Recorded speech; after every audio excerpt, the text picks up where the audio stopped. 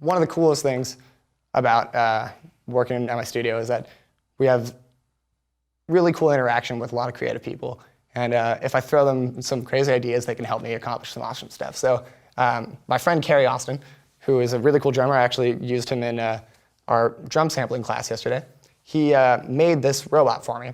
I basically was extremely inspired by Eric Valentine and this guy, Richard something from Rammstein. They both had microphone robots, and these were concepts and ideas that naturally come to any engineer who understands how to work with a guitar.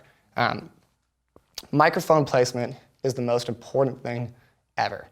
The only way to get a great sound out of that amp is you have to get a great sound starting from it, and you have to put a microphone in a great place where it's going to pick up the most balanced tone with that. So my robot that was developed for me by Carrie basically has the ability to go left, right, forward, and back. So we have this cool joystick that my best friend Ace Frehley from Kiss is standing on right there. But yeah, so that I get to move the robot left, right, anywhere I want. So the way that I work on with the microphone, I'm going to get up and I'm going to talk about this for a second. The unique thing about the microphone robot is that it only goes left to right. And that's okay, because as you can see, this is a 360-degree speaker. Going left and right is theoretically the same as going up and down.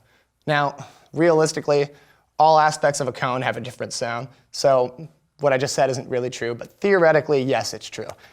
So the way that it works is that I'll place my microphone robot on the outside of the cone. Generally, that is the darkest sounding spot of the cone. And what I mean by dark is that it doesn't have a lot of tech, doesn't have a lot of articulation. It's got a lot of low end response, and it sounds kind of muddy, for lack of a better term. So as the robot progresses into the center here, we start to find out that it starts to get more warm. And what I mean by warm is that the low end is coming down and the top is starting to come up. And it's starting to sound more even, and it's starting to sound more pleasing. So generally, when I'm miking guitars, they start to live between this area and here. Really nowhere outside of here. That's just my experience of working with guitars. I'm sure a lot of people are like, but out here is the best spot. It is for you, and then that's awesome, no problem. I'm not discounting that. I'm saying this is what works for me, and this is what I've found. So with that being said, one of my favorite spots to really mic that I find is that right outside of the seam of the actual dome. So this is the cone, and this is the dome. Basically, all the sound of a speaker is coming right out of this center voice coil here. And it's really bright, it's really harsh, and it's really aggressive. And lots of times, I really like a microphone sitting right there. It's capturing all that transient information, and it's capturing all of this attack and articulation. However, it's kind of fatiguing on the ear after a little while. It sounds impressive, and it bites really hard, and it's really cool, and it's kind of like grabbing at your ears, but you don't want to be nice picking at your ears all day or scratching your earlobes out. So you got to kind of you got to really test around. So I'll spend a lot of time, maybe 20 to minutes, like to an hour, playing with mic position.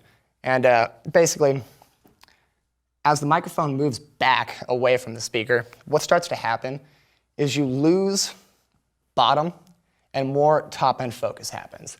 So I also find that I like the microphone to be generally about 2 to 3 fingers away from the cab, maybe more sometimes. I basically, lots of people are like, why don't you have a camera on the robot? I like following my ear and then going out and seeing where the microphone is and being like, oh, okay, ended up there? I wouldn't have thought of that. That's cool. The microphone robot has been a very educational tool for me to be able to understand how guitar tone sounds. And therefore, when I'm moving the robot, I kind of generally know what it's kind of sound like because I've had enough experience understanding the distance and the phase interaction with other speakers and all where it sounds on the cone when you move it. So with that being said, I really like having the microphone generally between here and here, and or here and here.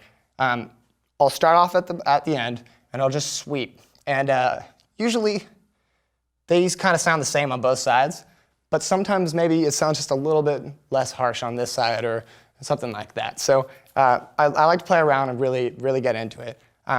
Unfortunately, we don't have the microphone robot with us today, so we don't get to really play with that. We don't get to talk about that, but I'm just going to show you where we're going to set up our mics today and what kind of mics I like to use. I like to use a SM57 all the time on guitar. It's probably one of the most consistently used mics throughout the history of rock and roll recording. Starting with when I was a kid, it was always told to me, well, that's what they used for Slash. It's like, oh, okay, got it. If it's an SM57 on Slash, then that's if you hear that guitar riff in the beginning of Paradise, you're gonna want to buy a 57 and use that, right? So I really like 57s, so we're gonna use a 57 today. I also really like to use a ribbon microphone.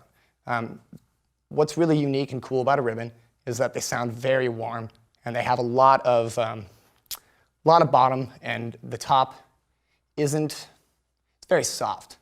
It doesn't have this aggressive, ice-picky aspect that the SM57 has. So I like to use that microphone in conjunction with an SM57 because it sounds really bright, really balanced, and it has enough low end when you put both of them together. I also really like to use just a 57 and nothing else. Lots of times when I'm actually bringing the ribbon microphone in, it's much more decibels quieter. It's not really the same volume. So we're going to really focus today on how to get a good guitar tone with a single 57.